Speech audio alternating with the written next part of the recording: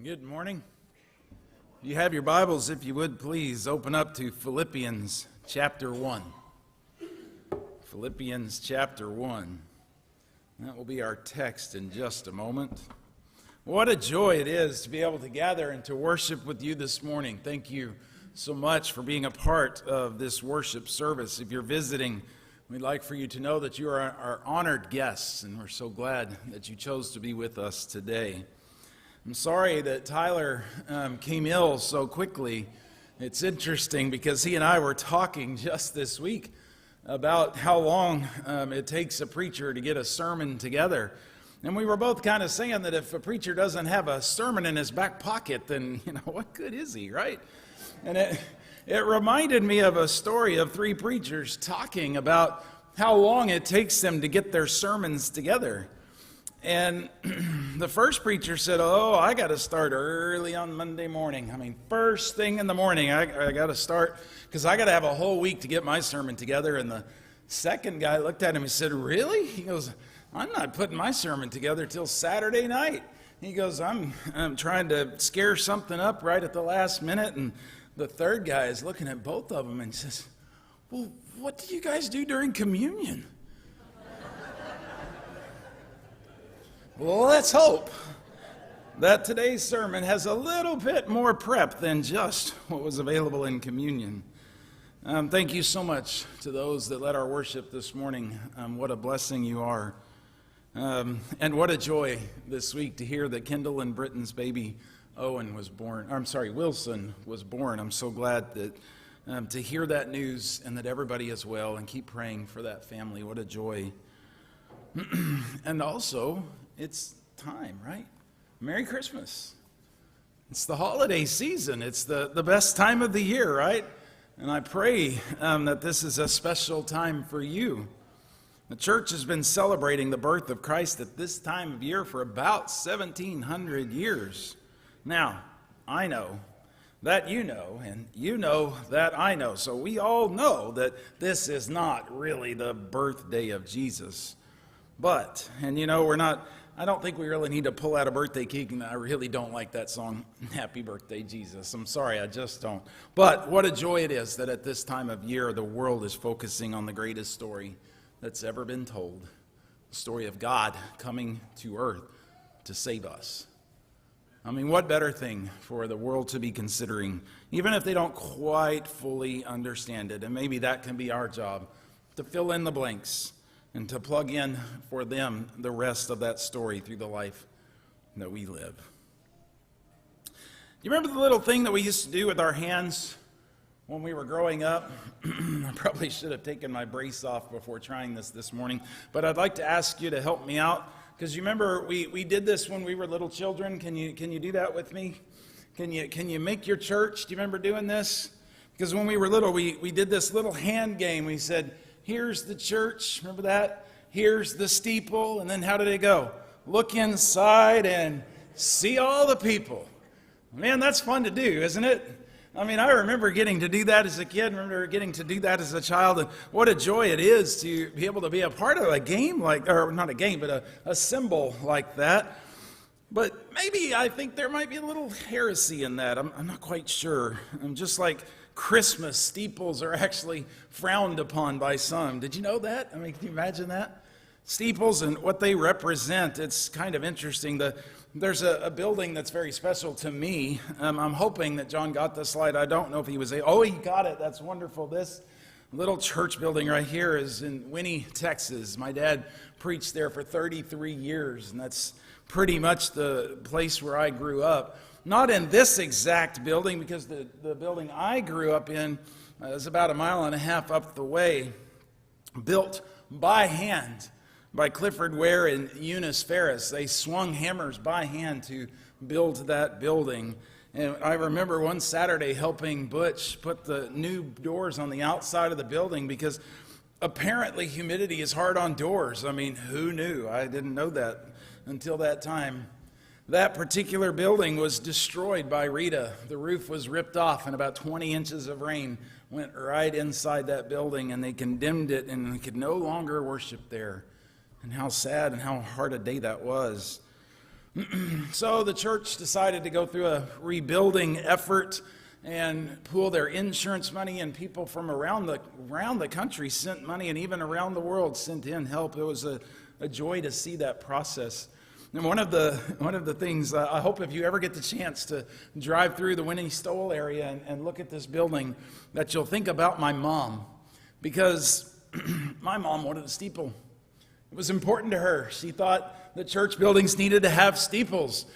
She liked the steeple, and so she was people knew that she was spreading that word. And what was really interesting is that some of the checks that came in the fundraising effort actually had in the memo for Alice's steeple, which is pretty funny, because when they actually built the building, like, we better put a steeple on there because we had money designated just for that. And this is the building that was built. It's a beautiful building, but nowhere near as beautiful as the congregation. And it reminds me of home church. It's just brings a lot of good memories. Sometimes going to church, though, if we're all honest, could be a little stressful, right? I mean, sometimes going to church can be stressful. You know, when we're all late, when we're not quite getting things together on time.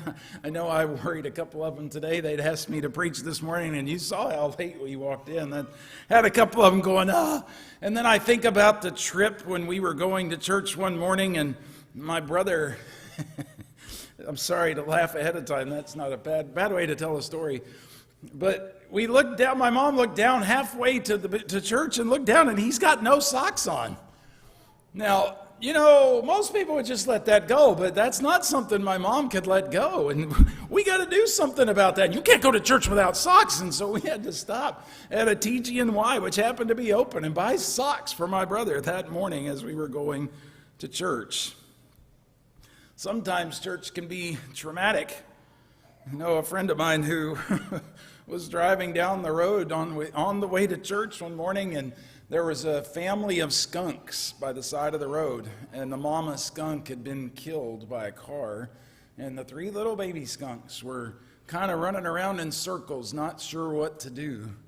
And Dad said, you know, we need to take care of those little skunks or they're going to get run over. And Mama's like, well, why would you do that? They stink. And he goes, no, they don't have their stinkers anymore, or it hasn't been developed yet. They're too young for that. So he stopped and he pulled over and he pulled out a box and he put them in the box and he put them in the trunk and he closed the trunk. Now, as this story was told to me, this is how I picture it.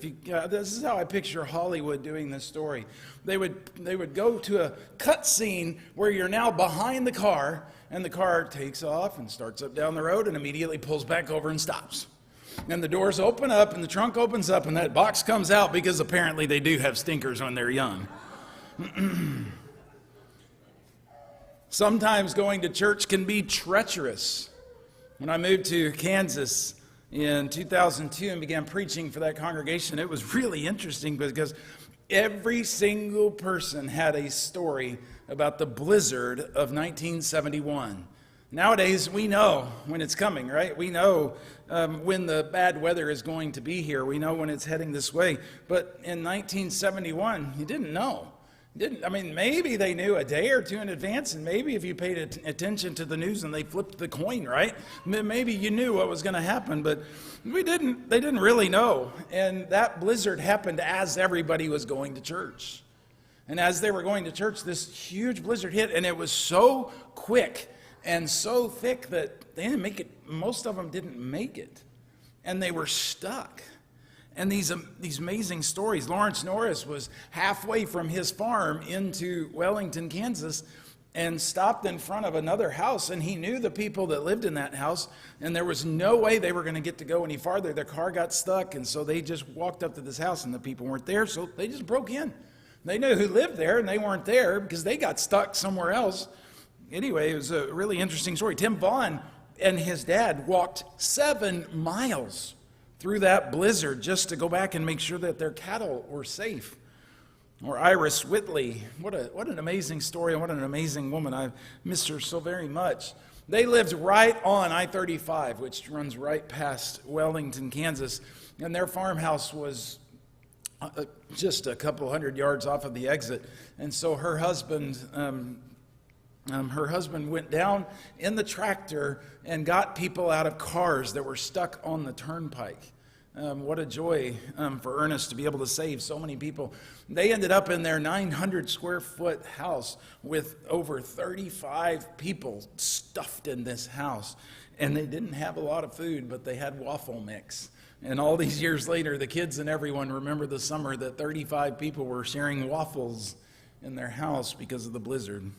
For some, leaving church has an excitement all its own. It can be really painful. My brother-in-law, Andy, poor guy, he was always getting himself hurt. And one particular Sunday, I had preached a sermon about injuries that we had sustained as a family. And the funny thing that I did that time was every other story was one of him, because he was always getting hurt.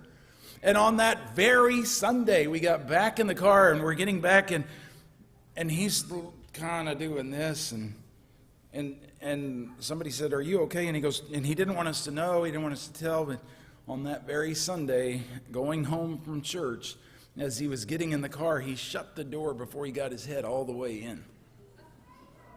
I don't know how you do that, but apparently he did. And apparently it caused him a lot of pain. Or then the time the family is driving home from church and the children, the sons are in the back with their sister and decide to roll down the window because it's raining. And mom says, "Roll that window back up. It's raining." So they roll back up, and then not 2 minutes later, roll that window back down. And just as mom's getting ready to turn and yell at them, another car splashes water. And can you just see it, right? You can just see it splashing all over all three children in their nicest Sunday clothes. And then for others, not leaving church can be too much to take. Like that Sunday morning that Charlie Monan's mom went on to lunch and dad went on to lunch, and church's building is getting closed down, and there's little Charlie going, "Where's my mom and dad?" And this is before cell phones, and this is before, and I remember a little 10-year-old boy all panicked because he couldn't go home from church. All these stories represent, I think, the joy and the privilege of getting to go to church. I think they have a little bit of heresy on their own. But I do think they help us understand the importance, maybe, that even through adversity that we try to go to church, we try to make that work. In the book of Philippians, Paul, I think, tries to help us understand the importance of church. As a matter of fact, he places church as the central message of the book. Though we don't think of Philippians, I'm going to be honest, we think of Philippians in a really interesting way. If we're honest with ourselves, it's our bumper sticker book, isn't it?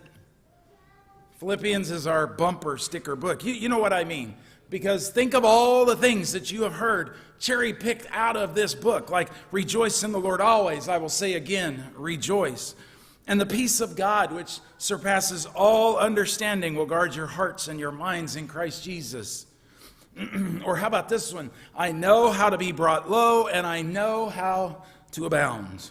Or I know you've heard this one because my mom told me this one so many times. I think she thought about cross-stitching and hanging it on the wall. I have learned the secret of being content in any and every situation, whether well-fed or hungry, whether living in plenty or in want. Or who could argue this beautiful thought? Whatever is pure, whatever is lovely, whatever is admirable, if anything is excellent or praiseworthy, think about such things. I mean, a book that's full of this kind of stuff, every single one of those belongs on a bumper sticker or belongs hanging on a wall in a cross stitch. And of course, there's the bumper sticker that ends all bumper stickers. I mean, this is the one that says it all. The one that every senior or most seniors chooses for their favorite verse in the little info, that I can do all things through him who gives me strength. I mean, that's some seriously good stuff. That's worth going to church to hear. There's a lot going on here. The book of Philippians is a fascinating book. I love the literary structure. And I don't want to geek out too much, but I want to tell you a cool couple little things. There's a word, I know that you've heard it because I think I've heard Tyler use it, called inclusio. And it's when a word is found at the beginning and at the end of something. This time of year, the most important inclusio in Matthew, which is, of course, Emmanuel, at the beginning and at the end of the book of Matthew. I love that. In Philippians, we have a couple that really stand out, like the Greek term koinonia, which means partnership. It's found in chapter 1, verse 5 and chapter 4, verse 15. Or this phrase, this think about you and I'll think about you and you think about me. I like that, don't you? I like that Paul says that, and he says it in chapter 1, verse 7, and again in 4, verse 10. So he brackets the book with that idea that you and I will think about one another. Or how about this one, conduct yourselves, or think about what we would call our citizenship. And that's found in 1 verse 27 and 3 verse 20. Or this one, and I know you know this one, and this one's really important. This one really ties together, I think, what Paul's trying to do, because ultimately it's about reconciliation. Ultimately, this book of Philippians is about the church coming back together and figuring out what they need to do. And he says in chapter 2 verse 2 and chapter 4 verse 2 to have the same mind. And of course, then he follows that up with a rebuke of Euodia and Syntyche. Oh boy, aren't you glad that you didn't get rebuked in the Bible? Even more powerful is how how Paul connects that rebuke to the reason that we're all here today.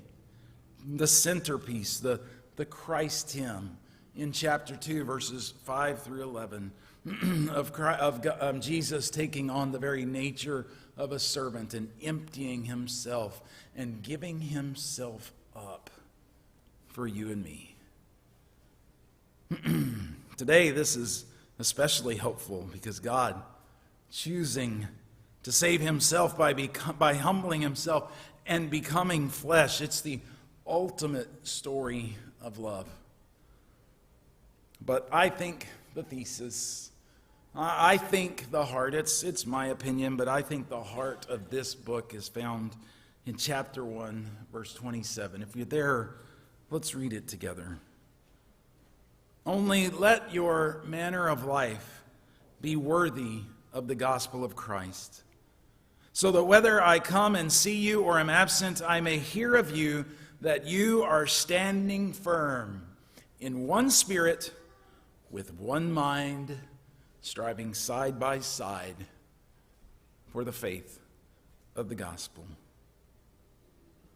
You know, Paul says that we are to be unified in the face of persecution. Paul gives us a job to do, and this is not an individual job. This is not okay, I'll take my stuff and I'll go out and I'll do this on my own. This is you and I working together, one body, one spirit, one fellow. It's us working together in unity so that the Word of God is proclaimed.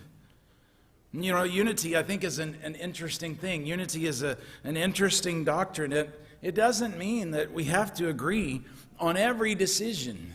It doesn't mean that the way I see things need to be done, that you just need to agree with me and then we'll all be happy. It doesn't work that way. Unity is about recognizing that you've got talents and I've got talents, and you're better at some things than this person is, and this person is better than this person, and you all are better than I am at this, and us coming together as a group, as a family, as one body. What a beautiful thought. Unity, I think, means this: standing united at the cross, loved by God, saved by the peace-speaking blood of his Son. Folks, we are striving side by side for the sake of the gospel. Matthew 5:16 says, "Let your light shine before people so they may see your good deeds and glorify your Father who is in heaven." I'm fascinated by the fact that when we, as a church, when we love like we are supposed to love, that shines forth into the world. And the world sees that love. And what happens in that verse? It's the world that's praising God because of the life that we as a church decide to live. I'm a lifelong member of the Churches of Christ. Going to church has been part of my heritage from day one. There were some rough patches, but this is my home. This is where I belong. Sunday morning, Sunday night, Wednesday night. I mean, it's been a unique experience, to be sure. And you know what I'm talking about when you go in the world and start talking about church things, and all they can talk about is partying on Friday night, and it doesn't jive, it doesn't fit together. And when someone is lost or somebody is hurting and they don't have a church, I don't know how they do that. I don't know how that works. I don't know how you can take care of and get through the things in life without the one body and the one spirit. I don't know how that works. I may not like and I may not appreciate everything that happens at church, and I may not like all the decisions that are made, but there are some things that I really do appreciate. I crave our time together. If COVID didn't point out for us how difficult it is to be a Christian and to be alone, how hard that was. And what a joy it is to be able to worship together, to be able to come together and worship. The fellowship, getting to know one another, and not just talking about the weather, but getting to know who we really are, getting to know what makes us tick. Oh, and our singing. Oh, how I love to sing. I love to gather and sing with you. Can't thank you so much for your songs today and for your energy and the joy in leading those songs. And thank you so much, Coleman, for your prayer, because today we get to gather together and petition God as one body and one spirit. I love that we get to do that together. I love that we get to dig into God's Word. I mean, can you imagine anything better than being able to, as a fellowship, as a church, learn more about God together and get a little closer each time that we get to dig? It's a joy. Can we revisit the little children's story for a moment? Come on, can you make your churches with me again? But this time, I want to tell you about my third grade Bible teacher, Miss Milligan. We found her just picture this week. She didn't like this. She didn't like it at all. And she made sure we knew. She goes, okay, boys and girls, we're gonna fix this. You've learned it wrong, and I'm sorry that somebody taught you wrong, but we're going to teach you the right way. She said it goes like this. Here's the building. Here's the steeple. Here's the church. It's the people. You see, folks, we don't go to church. We are the church. We don't go home from church. We are the church. And God did not choose to build his church with brick, with stone, with carpet, and sheetrock. Just as God chose to save the world with the flesh and blood of his Son, God now chooses to build the church again with flesh and blood, with the lives of those created in his image. One foundation on his only Son, given in sacrifice that you and I may live together in one body with one Spirit, striving side by side for the faith of the gospel. No, we can't go to church. We are the church. If you've not been buried with Christ in baptism, or you need the prayers of this church, we invite you to come as we stand and sing.